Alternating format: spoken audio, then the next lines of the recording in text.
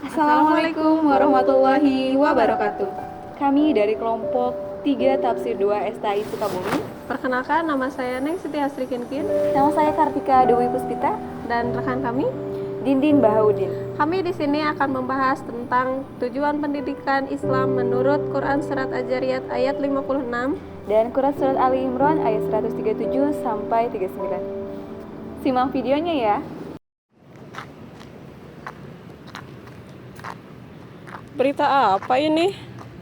Masa ada guru yang gebukin anak didiknya? Tadi Kak, sini deh. Kenapa? Coba lihat, masa di sini ada berita guru yang suka gebukin anak didiknya? Kok gitu sih? Nggak tahu sebenarnya apa sih, Islam boleh nggak sih, memperbolehkan nggak sih kalau misalnya guru itu mendidik anaknya dengan cara kekerasan? Terus apa sih tujuan pendidikan Islam itu? Iya sih, sebenarnya itu pasti nggak boleh, dan kita tuh harus bahas banget tujuan pendidikan Islam berdasarkan Al-Quran. Kayaknya kalau kita bahas ini sambil berdiri ini akan cukup lama. Gimana kalau kita sambil duduk? Oke. Ya udah, yuk kita duduk.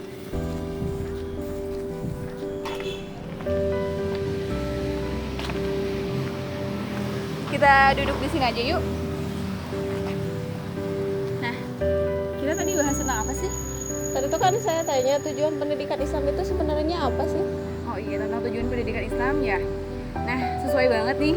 Barusan Ustadz saya, Ustadz Baudin ngupload video tentang tujuan penciptaan manusia sama kaitannya dengan tujuan pendidikan Islam. Gimana sebelum kita bahas lebih lanjut, kita lihat dulu ya videonya.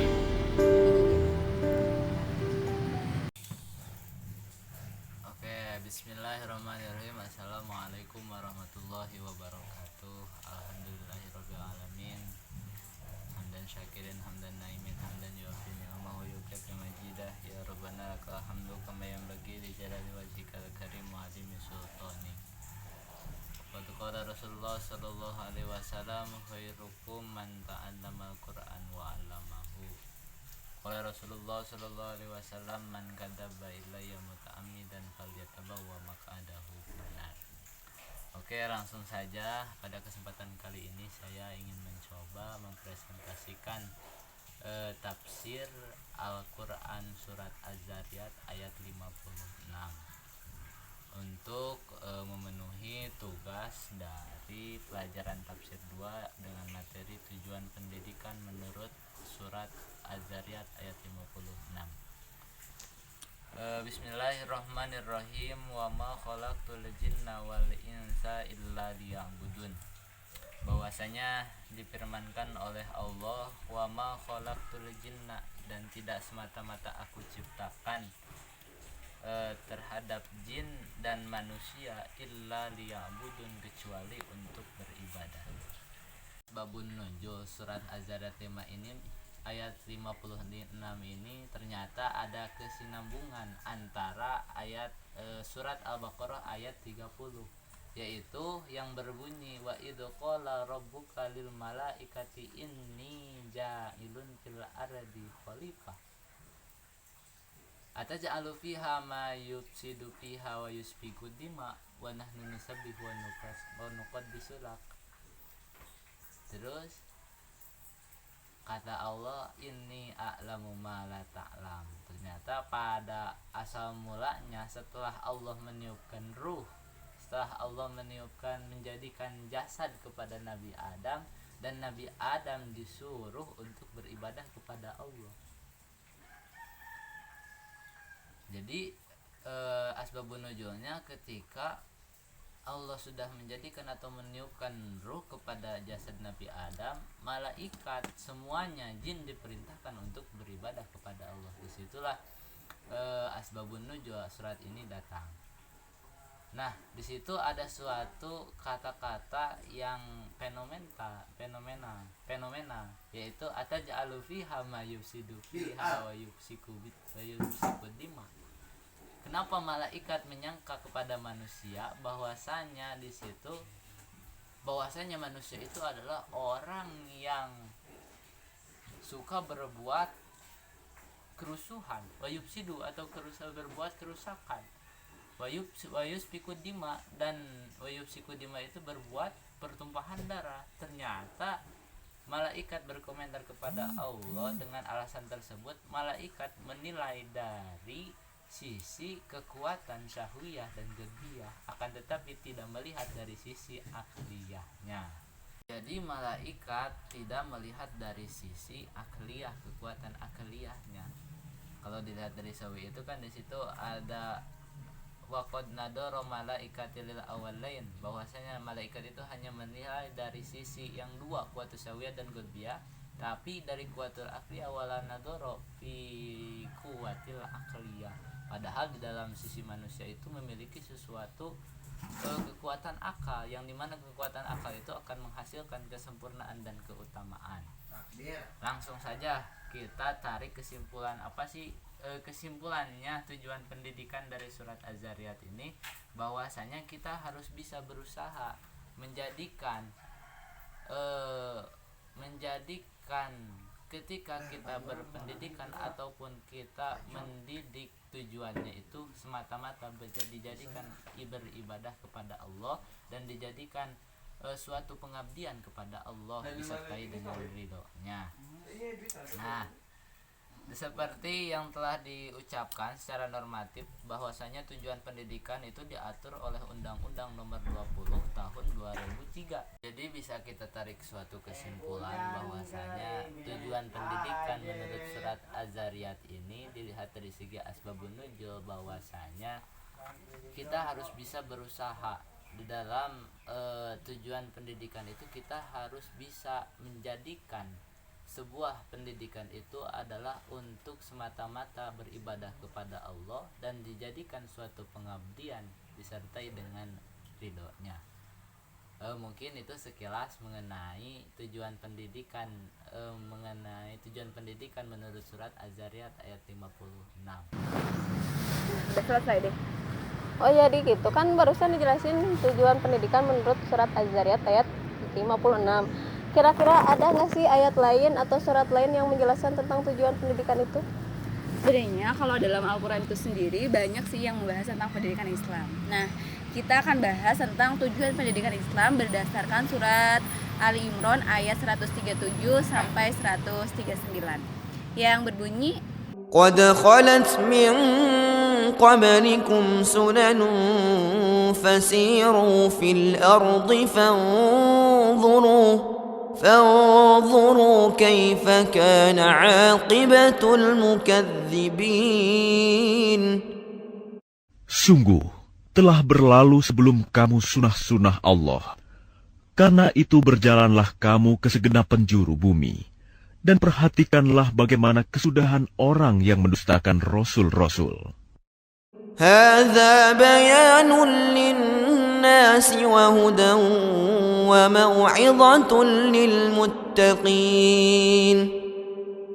Inilah Al-Quran, suatu keterangan yang jelas untuk semua manusia, dan menjadi petunjuk serta pelajaran bagi orang-orang yang bertakwa.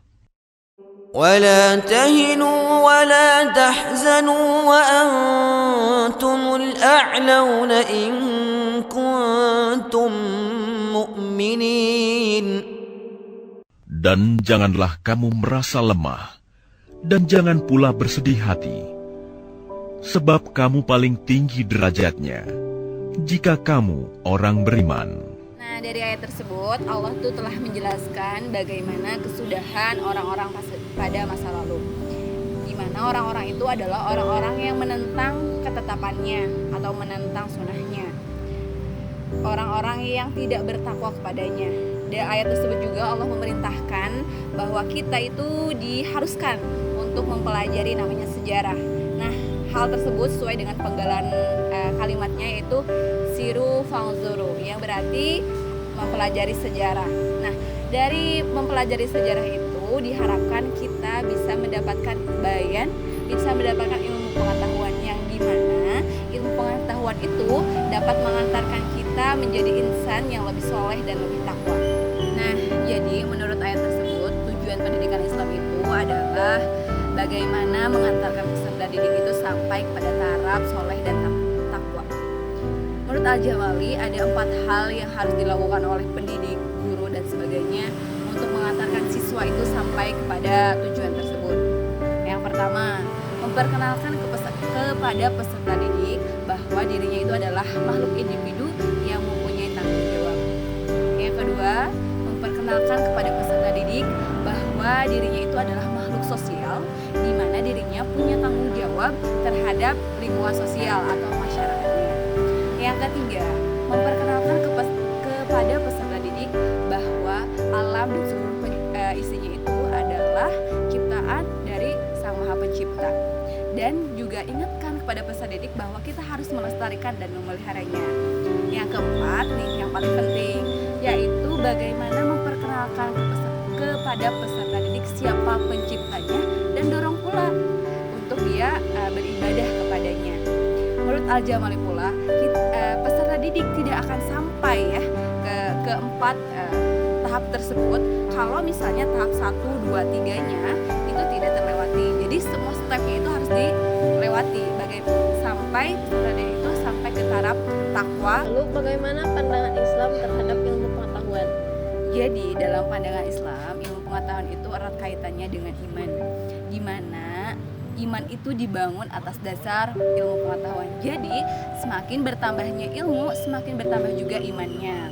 Sesuai dengan Quran surat Ali Imran ayat 190 sampai 91, yang artinya sesungguhnya dalam penciptaan langit dan bumi dan silih bergantinya malam dan siang terdapat tanda-tanda bagi orang-orang yang berakal, yaitu orang-orang yang mengingat Allah sambil berdiri atau duduk atau dalam keadaan berbaring, dan mereka memikirkan tentang penciptaan langit dan bumi seraya berkata, "Ya Tuhan kami, tidaklah Engkau menciptakan ini dengan sia-sia.